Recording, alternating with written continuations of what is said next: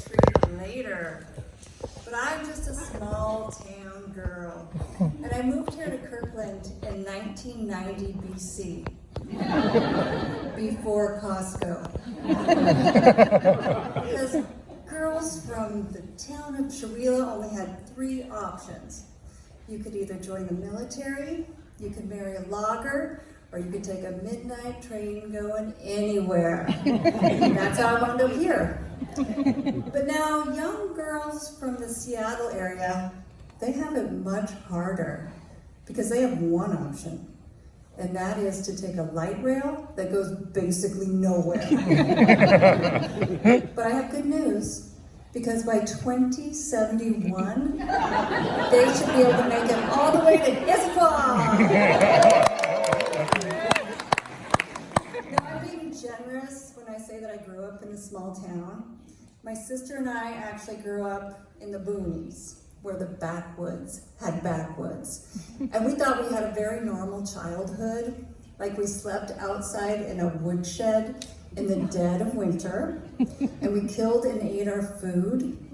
And if you got hurt, you better be sure that could be fixed with a popsicle stick and duct tape, or your parents had to drive you 45 minutes to the nearest vet. And we thought it was totally normal until we went to our first sleepover in town. And then we just thought they were so spoiled. We were like, you get to sleep inside the house? And wait, your parents aren't even remotely related?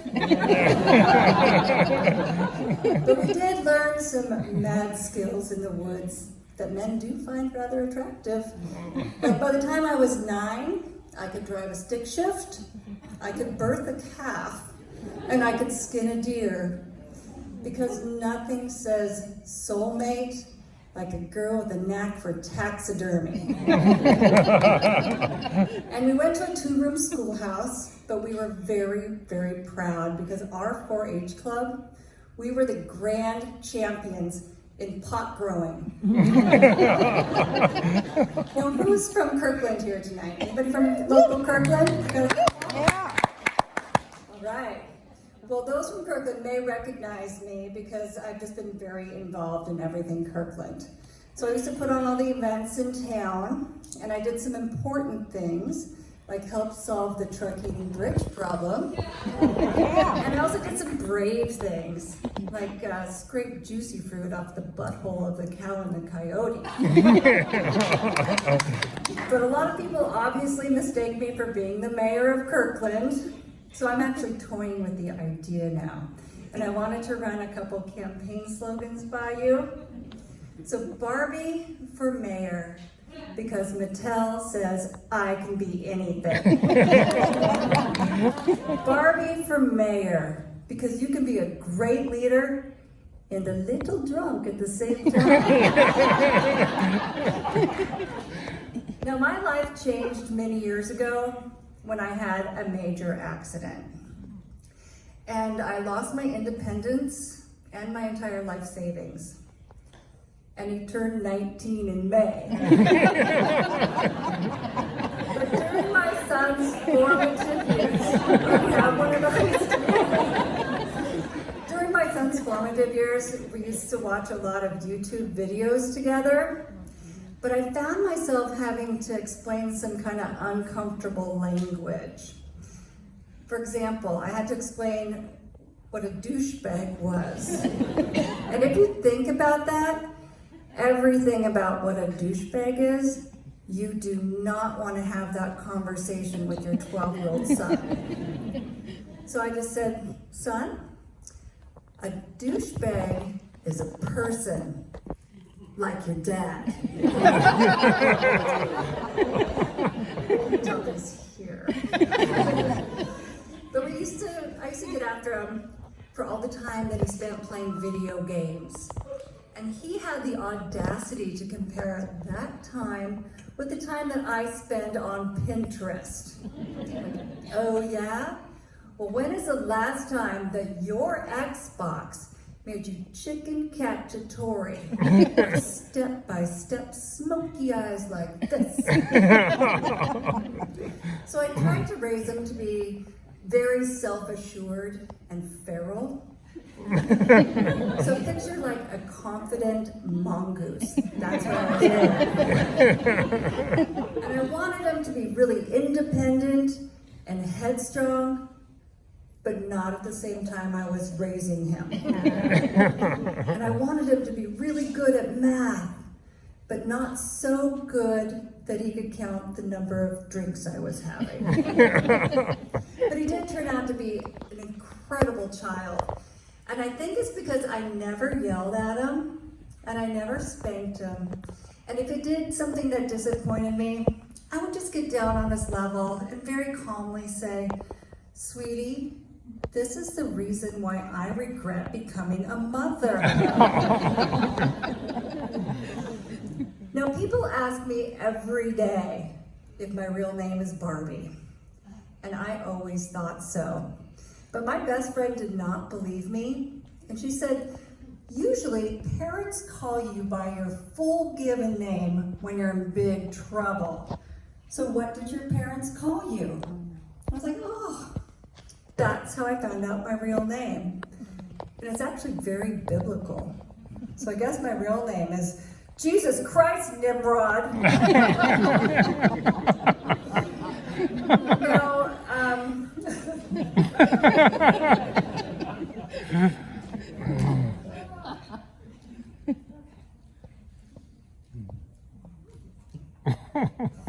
now, to give my parents credit, they did not know that when I grew up I might resemble Barbie.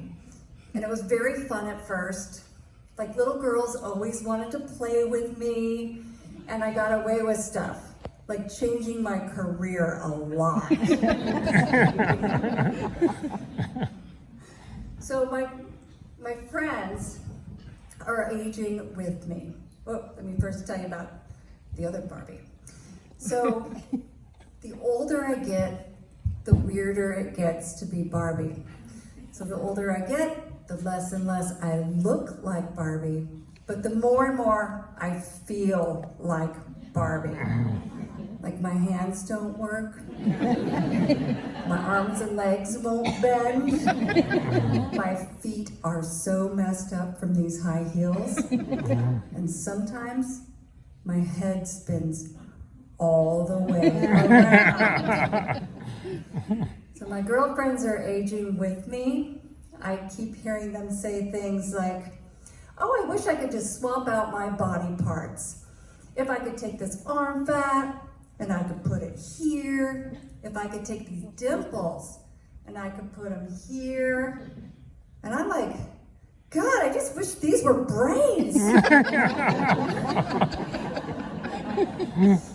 Now, I read a very disturbing article recently that said once you reach a certain age, your body just starts to slowly decompose.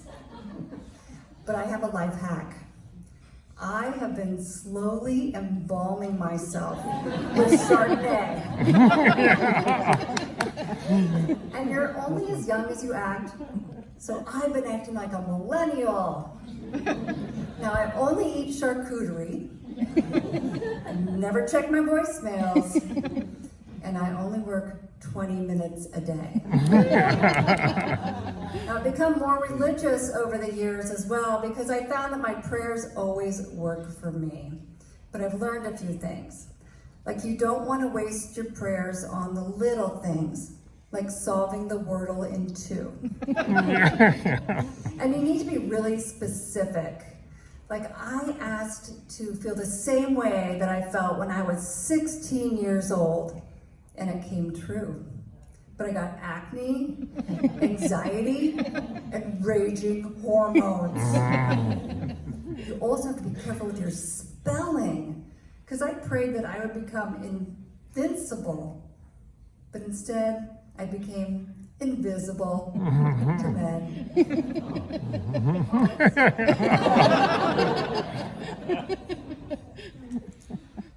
Well, on a brighter note, did anybody have COVID?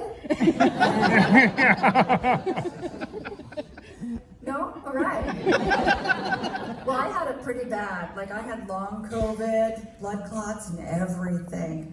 But the crazy part is that I effectively had it 13 times in 2 years. I know. And 2 of those times I even tested positive. But the other 11 times, they were just effective. I effectively got out of work, jury duty, and family reunions, and even making dinner. But I did go through menopause during the pandemic. I know, but here's a little trick. I tried to keep my mood swings unnoticeable by just remaining consistently psychotic all the time. And menopause is a time when we really reminisce about our youth. And every time I had a hot flash, I was like, wouldn't it be great to sleep outside in a woodshed in a And a lot of ladies let their hair go au natural. And I'm really proud to say that my sister was the very first in our family to come out as openly gray. Now, also notice the older that we get, we kind of start lying to our doctors about our actual lifestyle. And I don't like to lie, but I don't think they really want to know the truth. So when they ask you, are you eating healthy? I can say yes, because I only eat organic chips, ice cream made with coconut milk, and sometimes I even juice. But I'm lazy, so I just let the vegetables juice themselves over time in the fridge. And when they ask that dreaded question, how many glasses of alcohol did you have last week? I can say none. Somebody just admitted they had 2. That's good. But I can say none, because last week was more of a straight out of the bottle kind of week. Now my man suggested that I get somebody to talk to about all my issues. So I got a puppy. And they say that you should get a breed that really matches your personality and your activity level. So I got the most high-strung, neurotic dog possible. I got a German shorthair pointer. And we are a lot alike. Like, we both need a lot of exercise and constant love and attention and affection and positive reinforcement and mental stimulation. And if we don't get it, things die. The bow normally tears up like a pillow or a shoe. I destroy relationships in my career.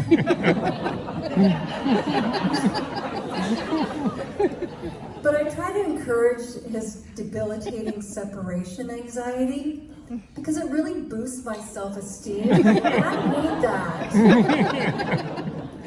And I got him one of those shock collars for behavioral modification, and it works great.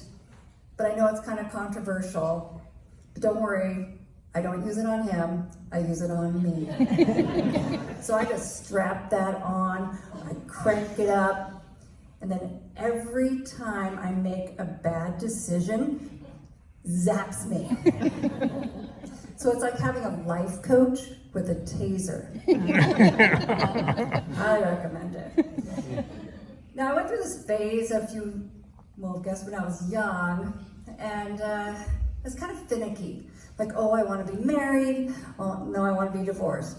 No, I want to be married. No, I want to be divorced. But I think I took the Marie Kondo method too far, because I guess you don't have to throw everything out that doesn't spark joy. But I think the root of the problem is that I just really love new jewelry. But I am engaged to a great man. We've been engaged for 7 years now. And everybody asks us, when are you getting married? I really wanted to pump the brakes a little bit because I realized that my last names were starting to sound like a law firm. Barbie, Collins, Young, Hammerstein, and Schwartz. But we probably should get married because we get along really well and we complement each other. Like, he loves to solve problems, and I love to create them. So we should probably get married. But we're in this point in our life where we are in the market for some new friends, because all of ours seem to be moving away. You know how you're 10 and you just want a friend with a pool? And when you're 16, you want a friend with a car, 30, a friend with a boat. Well, when you're 50 or older, the game kind of changes, doesn't it? And you don't really care what they have. You care what they do. So we are currently in the market for a new lawyer, a psychiatrist, a plastic surgeon, and preferably somebody who owns the Seahawks. So it was kind of hard growing up with the name Barbie, and I think as parents, it is a really big deal when we name our kids. Like, I didn't want my child to grow up being tortured and traumatized like I was. When I had a baby, I wanted to set him up for success. And I also wanted to save a lot of money on his college. So when I had a baby, I named him Dr. Dr. Young.